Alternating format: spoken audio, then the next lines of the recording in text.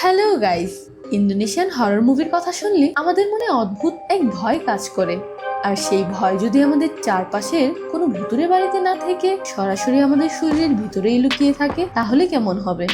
আজকে আমরা ইন্দোনেশিয়ার এমন একটি মুভি নিয়ে কথা বলতে যাচ্ছি যার কাহিনী আপনার রাতের ঘুম কেড়ে নেবে।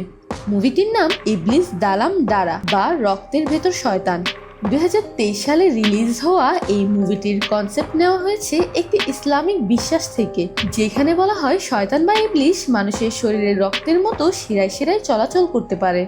মুভিটিকে ইয়ানি সুকারিয়া ডিরেক্ট করেছেন এবং এর IMDb রেটিং এই পর্যন্ত 3.6 আউট অফ 10। তো চলুন কথা না বাড়িয়ে কাহিনী শুরু করা যাক। গল্পের শুরুতেই আমরা একটি ছোট্ট পরিবার দেখতে পাই, যেখানে হারুনি নামের এক তরুণী তার মা এবং ছোট বোনকে নিয়ে বসবাস করে। হারুনির ছোট বোন হানুমের গ্লুকোমা নামক চোখের একটি জটিল রোগ হয়, যার ফলে সে ধীরে ধীরে নিজের দৃষ্টিশক্তি হারাতে বসেছে। এই রোগের চিকিৎসা করা অনেক টাকার ব্যাপার, আর হারুনির পরিবারে একমাত্র সেই শহরে থেকে খুব অল্প পরিসরে উপার্জন করত। হারুনির উপার্জনে তাদের সংসার ঠিকঠাকভাবে চললেও হানুমের চিকিৎসার খরচ বহন করা ছিল বেশ কঠিন। এদিকে দিনের পর দিন হানুমের দৃষ্টিশক্তি আরো লোপ পাচ্ছিল। একদিন দেখা যায় হারুনি খুব অসুস্থ অবস্থায় বাড়ি ফিরে আসে, আর তারপর থেকে সবকিছু একদম পাল্টে যায়। হারুনির পরিবারের উপর হঠাৎ কাল নেমে আসে। হঠাৎ করে হারুনির সাথে খুব অদ্ভুত সব ঘটনা ঘটতে শুরু করে। রাতের বেলায় সে অনুভব করে তার শরীরের ভেতর চামড়ার নিচে কিছু একটা নড়াচড়া করছে। তার শিরা উপশিরা দিয়ে যেন অত্যন্ত অশুভ কিছু একটা পুরো শরীরে ছড়িয়ে পড়ছে। এই অদ্ভুত যন্ত্রণায় হারুনি এতটাই পাগল প্রায় হয়ে যায় যে সে নিজের অজান্তেই নিজের শরীরে মারাত্মক সব ক্ষত করতে থাকে। সে এমন সব হিংস্র আচরণ শুরু করে যা সাধারণ মানুষের পক্ষে করা একেবারে অসম্ভব।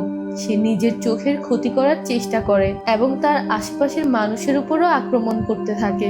হঠাৎ করে হারুনির এই পরিবর্তনের ফলে তার পরিবার একেবারে দিশেহারা। হারুনির মা বুঝতে পারছিল না সে কি করবে, তাই সে এক কবিরাজকে আনে হারুনির চিকিৎসা করতে। কবিরাজ এসে হারুনিকে দেখে তার চিকিৎসা শুরু করে এবং এক পর্যায়ে সে বুঝতে পারে হারুনিকে কোনো সাধারণ জিন নয়, বরং স্বয়ং ইবলিশ পজেস করেছে। তাই কবিরাজ হারুনিকে বেঁধে নিজের মতো করে শয়তান তাড়াতে ঝাড়ফুঁক শুরু করে, কিন্তু অনেক চেষ্টার পরও সে তেমন কিছুই করতে পারেনি। শয়তান তখনও হারুনির শরীরে থেকেই গেছে। শয়তান কবিরাজকে বলেছে সে হারুনির শিরায় শিরায় মিশে গেছে, তাকে হারুনি থেকে মৃত্যু ছাড়া কোনো কিছুই আলাদা করতে পারবে না। পরের সিনে দেখা যায় হারুনির মা হানুমকে নিয়ে হাসপাতালে গিয়ে হানুমের ডাক্তার আহমেদকে জানায় তাদের পক্ষে হানুমের চোখের চিকিৎসা করা সম্ভব নয়, কারণ তাদের পক্ষে এত টাকা জোগাড় করা সম্ভব হবে না। তখন ডাক্তার আহমেদ বলেন হানুমের চিকিৎসা যদি দ্রুত না করানো হয় তাহলে তার সমস্যা আরো বাড়বে। এই কথা শুনে হারুনির মা ডাক্তার আহমেদকে তাদের সাথে ঘটা সবকিছু খুলে বলে। সব শুনে ডাক্তার আহমেদ ঠিক করে সে হানুমের আগে হারুনির চিকিৎসা শুরু করবে এবং কোনো টাকা ছাড়াই, কারণ ডাক্তার আহমেদ একজন চক্ষু বিশেষজ্ঞের পাশাপাশি রুকিয়া চিকিৎসাও জানতেন। পরের দিন আহমেদ হারুনির বাড়িতে যায় হারুনির চিকিৎসা শুরু করতে। গিয়ে সে হারুনির এই ভয়ঙ্কর ও অসহায় অবস্থা দেখে খুব অবাক হয়। এদিকে শয়তান আহমেদের উপস্থিতি টের পেয়েই হারুনির শরীরে জেগে ওঠে পাগলামি শুরু করে দেয়। সে আহমেদকে জানায় আমি মরে গেছি, কারণ আমি মৃত্যুকে বাছাই করে নিয়েছিলাম। আহমেদ এই কথার মানে বুঝতে না পারলেও শয়তানের পাগলামি দেখে দ্রুতই রুকিয়া চিকিৎসা শুরু করে। আহমেদের চিকিৎসায় শয়তান কিছুটা সময়ের জন্য হারুনির শরীর ত্যাগ করলেও তখনও হারুনিকে পুরোপুরি ছেড়ে দেয়নি। রুকিয়া শেষে আহমেদ হারুনির মাকে বলে হারুনির চিকিৎসা কোনো হাসপাতাল বা ডাক্তার করতে পারবে না। হারুনিকে একমাত্র আল্লাহ চাইলে এই রুকিয়া চিকিৎসার মাধ্যমে সুস্থ করা সম্ভব। হারুনির মা জানায় সে সবকিছুই জানে, আর এই কারণেই সে এখন পর্যন্ত হারুনিকে কোনো ডাক্তার দেখাতে নিয়ে যায়নি। সে আরো জানায় হারুনি রোজ রাতে খুব চিৎকার করে কাঁদে, অদ্ভুত সব আওয়াজ করে এবং আলাদা আলাদা ভাষায় কথাও বলে। এইসব দেখে তাদের খুব কষ্ট হয়, কিন্তু তার কিছুই করার থাকে না, কেননা হারুনির নিজের দোষেই তার আজ এই অবস্থা। হারুনির মায়ের এই কথায় আহমেদ আগ্রহী হয়ে জিজ্ঞেস করলেন সে এমন ভাবে কেন বলছে।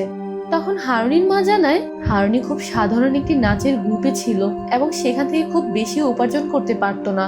তাছাড়া সে অন্য কোনো চাকরিও খুঁজে পাচ্ছিল না। যেহেতু তার বাবা নেই, তাই পরিবারের বড় মেয়ে হিসেবে পুরো দায়িত্ব পড়ে তার উপরে।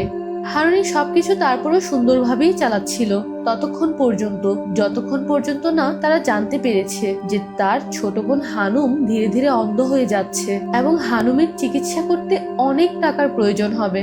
হারুনি তখন হানুমের এমন অবস্থা দেখতে না পেরে হানুমকে প্রমিস করে যে যে করেই হোক না কেন সে হানুমের জন্য টাকার ব্যবস্থা করে তার চিকিৎসা করেই ছাড়বে।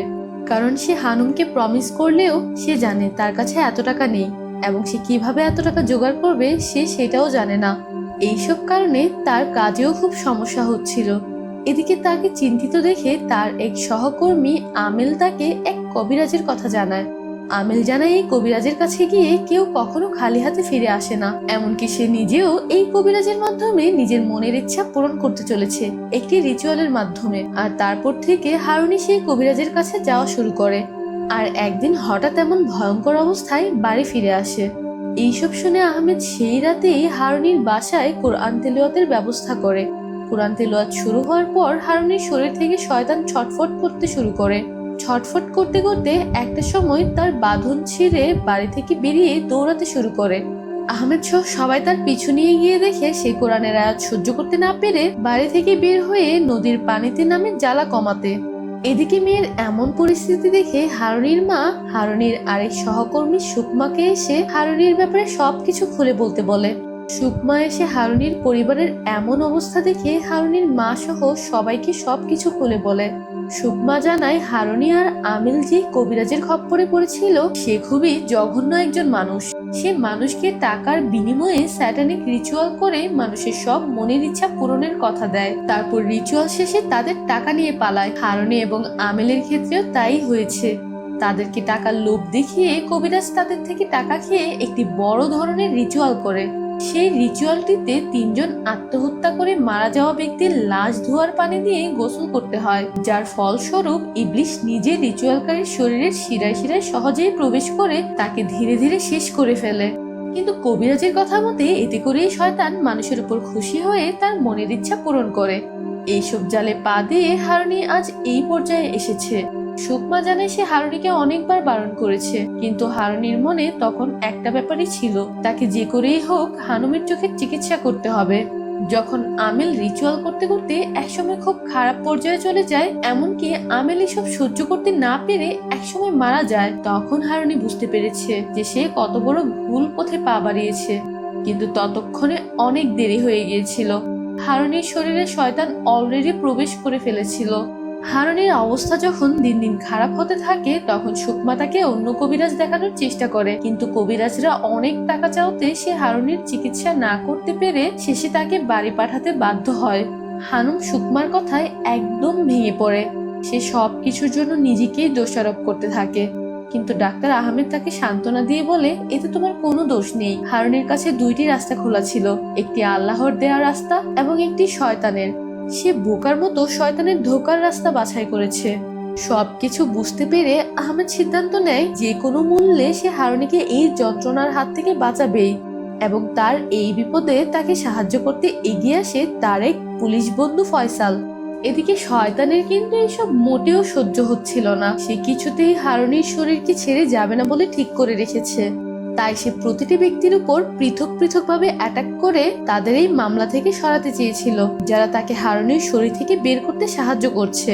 সুকমা, ডাক্তার আহমেদ এবং হানুমের উপর শয়তান সবচেয়ে বেশি হামলা করে। কিন্তু তাই বলে কিন্তু আহমেদ থেমেছিল না। সে তার বন্ধু ফয়সালকে নিয়ে খুঁজে বের করে যে কোন আত্মহত্যাকারীর লাশ ধোয়ার পানি দিয়ে হারুনি রিচুয়াল করেছিল। তারপর তারা সেই সব আত্মহত্যাকারীদের বাসায় গিয়ে সব ইনফরমেশন এবং ডিটেলস জেনে এসে শয়তানের জন্য একটি ফাঁদ তৈরি করে। আর বোকা শয়তান আহমেদের ফাঁদে পা দিয়ে আহমেদের চিকিৎসার কাজ আরো সহজ করে দেয়, এবং অবশেষে কিন্তু আহমেদের দৃঢ় বিশ্বাস এবং কোরআনের আয়াতের শক্তির কাছে ইবলিস হার মানতে বাধ্য হয়। আসলে আহমেদ জানতে পারে যে সব আত্মহত্যাকারীদের লাশ ধোয়ার পানি দিয়ে হারুনি রিচুয়াল করেছিল, শয়তান তাদের কারিন জিন দিয়ে হারুনিকে বশ করে।